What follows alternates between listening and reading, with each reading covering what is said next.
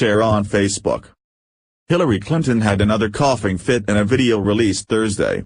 While filming a segment for Makers, a group dedicated to raising awareness for women in America, Hillary suddenly choked up and erupted into a violent coughing attack.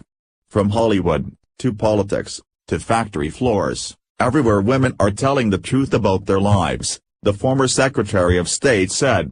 "I pledge to continue to speak out, I pledge to never give up. I will do everything I can."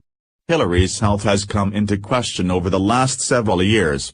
It came under particular question after she collapsed at a 9/11 memorial ceremony in 2016. And, there's always this. What do you think about this? Comment below. Share on Facebook.